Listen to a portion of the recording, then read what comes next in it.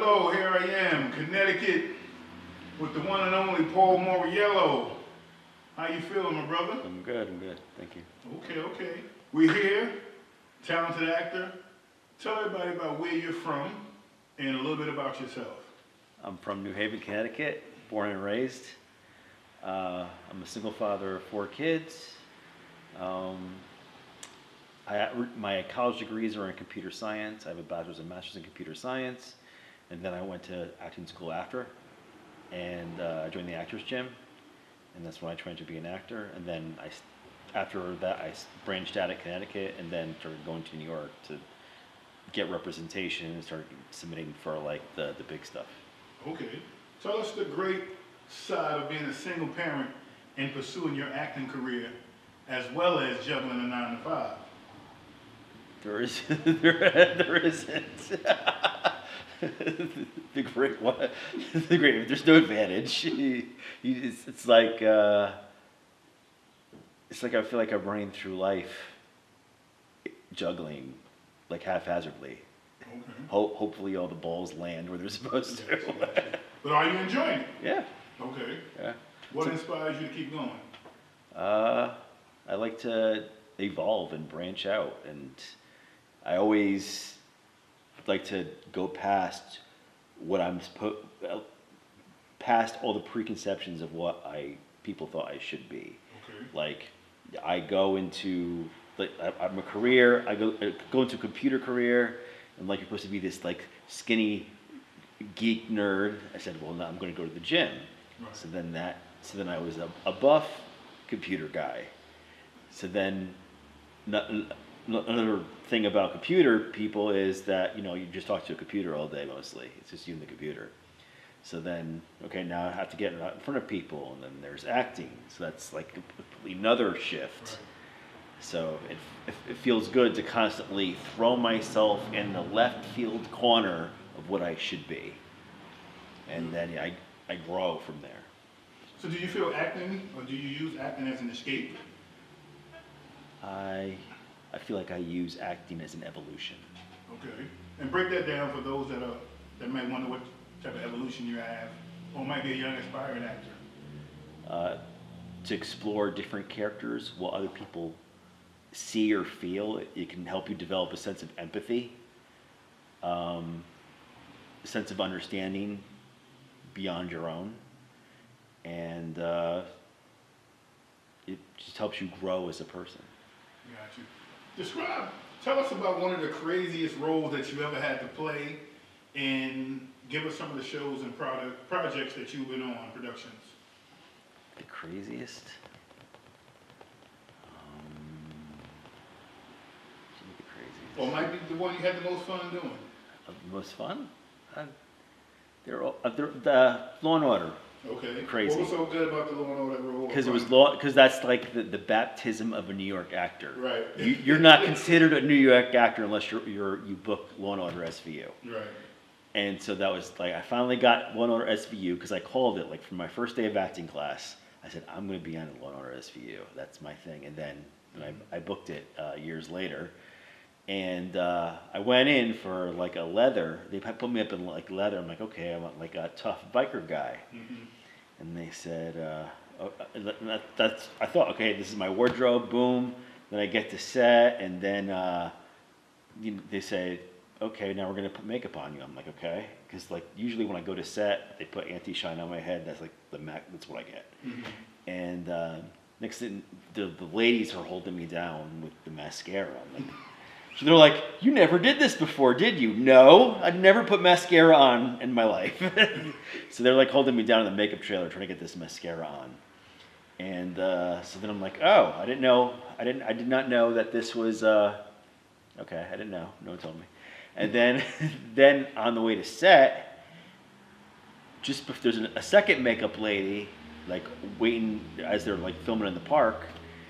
She decides to put lip stuff on me. So I get lip gloss, something smeared all over my lips. So my lips are pink, bright pink. And okay, I understand now.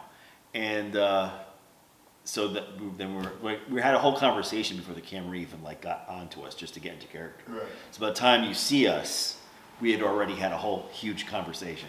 Okay. And so then I said my lines, and then it was like fun. It was like, okay, cut. We'll do it this way. We do it that way.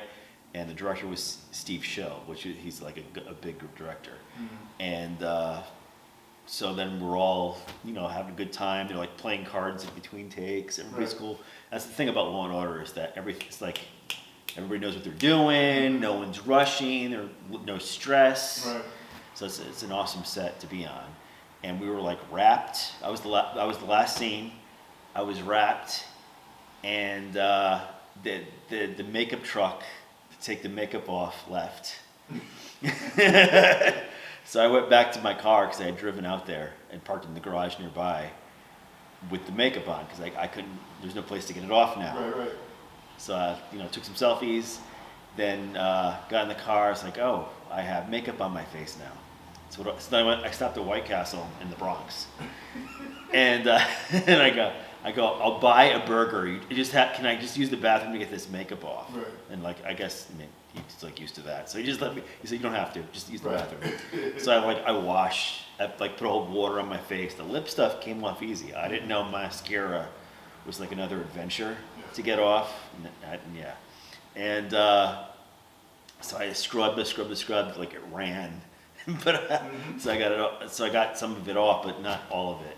Gotcha. And next day, I was in the hallway getting up to get dressed, and my daughter was like, "Dad, you been in my makeup? Are you wearing mascara?" Not realizing I hadn't gotten it off. Right. So it took a while to get it off. I got you. So what other productions have you been on that the people might know of, and how was the experience being on those productions? Great. I was on Vishmerik series. That was awesome. How was that experience? I liked working with all the actors, and the directors, and the producers, and it was a fun time. We got to play a real loud, shouty cop. Okay. Well, tell us a little bit about your role in Vishmerik. I just play that guy on Oz who just like has his hand in everything. Okay. That's who I was. Yeah, except louder and shoutier. As a cop. Yeah. Good, bad, indifferent. Bad. All the way bad. All the way bad. Every dimension of bad. Screwing this guy, he's screwing that guy. Right. So what else productions have you been on that we can look out for? I was on The Last OG on TBS. Okay. And Tracy Morgan? Yep. Okay. I booked that role. How was that on set, and how was that? It was a fun, nice, relaxed set. Everybody had a good time. No one was stressed. The shooting just went like this. It was fun. I had fun with it. Shot my thing 10 times. Okay. Good. So those that may not be into acting or know haven't been on a big set, tell them what you mean you shot it 10 times, and if there were different ways and different emotions, and what was asked of you when you were shooting it those various times. Well, they shoot it from different angles, and sometimes the director doesn't know what he wants. So like he'll say, "We'll say the line this way." Then we'll do that, and we'll say the line that way, or do what you feel is right, and he'll do several takes of that. Okay. Then when it's time to put everything together, I guess they choose the best one. Gotcha. So now you walked us through a couple of those projects.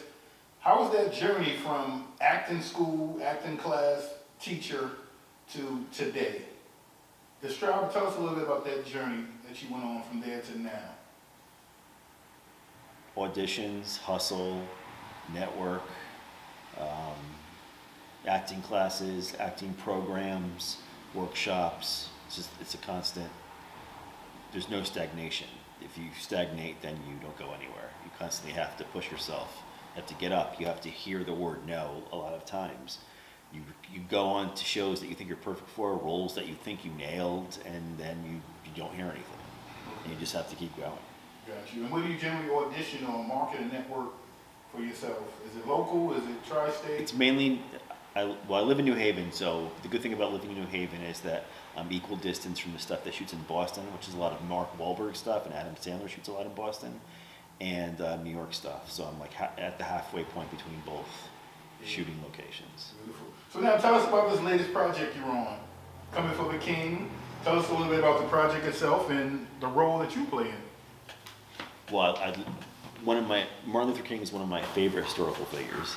Every time I had to do a book report, it was on Martin Luther King. So that's honored just to be a part of that. And I play a sinister FBI agent who's like, who's behind the scenes with the surrounding Martin Luther King's death. Okay. And how did you prepare yourself for that role? What did you do? What techniques? Any research? What made you embody that character? How you felt you could bring it? I bought some glasses, and then I tried the accent on, and I decided what kind of person, how he would talk to the other actors, how he would talk to just how he'd respond. I felt like he would be very condescending and in control, and like no one was really a threat to them in that time period. So he just like put on his glasses and like he talked with the southern accent, and then he just like, this is what's going to happen, and that's all there is to it. So did you do any research for this role? You did say a lot of your papers growing up was on Martin Luther King research. Did you do any research for this project, and did you learn anything new after doing this project? Yeah, I researched like the southern accents in like Alabama and all that, and down south, and I researched documentaries, how people talked back then, like the language, the verbiage, like the way people Interact. Yeah. What was your favorite scene, and describe it and tell us about it in the movie Coming for the King that you recorded? By the favorite, I don't know, it's hard. Because I like my scene with Massey. Okay, who plays Beaumont? Yeah. Okay. What would you like about that scene before you tell us about the other one? Because it's a lot of back and forth. Like, he's all like, I have this gun, I'm gonna like kill your family, and he's like, and like Coleman is like unaffected. Like he's like, it's like this guy's no threat to me. Right. It's like, yeah, dude, do you don't do that. You have a duty, kind of like that. Like he knows he's in control, and he doesn't see anybody as a threat to him. And what's the other scene that you? I like the scene with Ian Ragone, and we're like drilling Bill. Okay. And this is like, it's very almost psychotic nature to Coleman. Okay. And it's like, you're just gonna have to ask him to kill himself. Right. The way he just says that is so matter of factly, because he's evil, and that comes through, and he doesn't care, and that comes through. So growing up writing these reports about Dr. King, how did you feel to almost be in that time period and kind of sort of witness the things that he went through?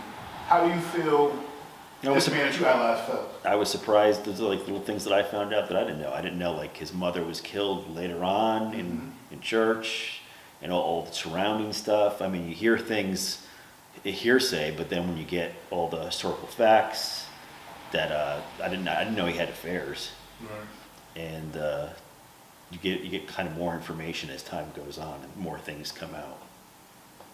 So how do you feel about the FBI releasing these documents on his, whether alleged affairs or recorded affairs? I believe in 2027, documents supposed to be released. How do you feel about that? Do you think they should be released to tarnish this man's image, or to give us a more open view of how he was also a man? I think that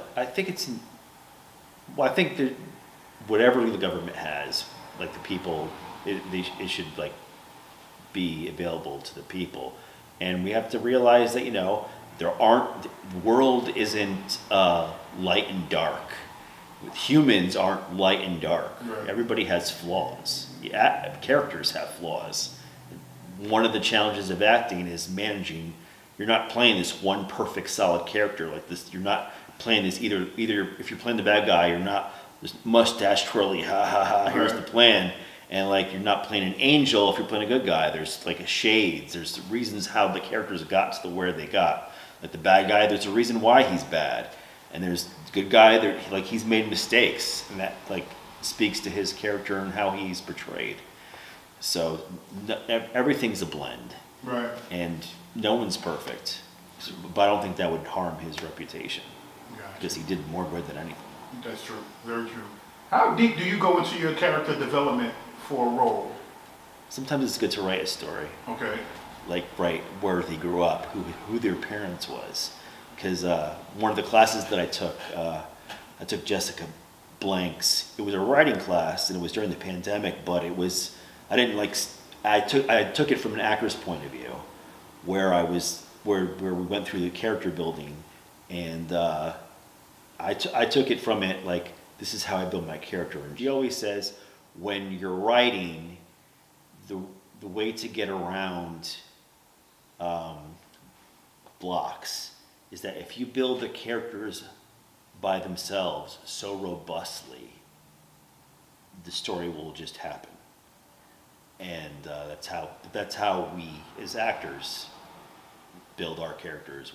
We build our story, our motivations, fear, the character's fears, what the right and wrongs that the character has done. Then we know where to go when it's time to speak the lines. Right. That's great advice. Great advice. So let me ask you, have you played your dream role? If not, what is your dream role? Let's play. I would love to either play a cop role. The new show's on Law and Order: Organized Crime, another Law and Order. I'd love to be a cop on that, or a bad guy in that. I feel on that show I'd like to be a cop. Okay. I'd like to be like Stabler's brother. Gotcha. I can see the resemblance. I can see the resemblance. So I definitely hope that happens for you and you chase that down. Let me ask you, if you had 30 seconds, or maybe 45 seconds, to give someone their flowers, who would that person be and what would you say to them? Or persons, if it's more than one. It would have to be more than one. Thank you everybody, every director, every casting director, every other fellow actor who I've got a chance to work with, because each person that I've come into contact with has helped me build these little stones higher and higher of my acting career. You can't take one out, and because everything will just fall, because everything just builds on one another, and I have to thank everybody across. You take one person out, I lose everything just like Right. yeah, Excellent, man. I love that. So where can the people follow you, find you, check out your reel, contact you, try to book you? Can you give us all that information real quick? Yes, www.paulmaurielloactor.com. I'm on Instagram, Paul Mauriello Actor. I'm on Twitter, Paul Mauriello, and I'm on Facebook, Paul Mauriello Actor. Beautiful, beautiful. So you guys heard that. Let's give some love to Paul Mauriello Actor. Check him out. I'm Coming for the King. It's available now on Vimeo.com. And let's be on the lookout for more great work for Paul in the rest of this year in 2021. Thanks a lot, Paul. Yay. Yay.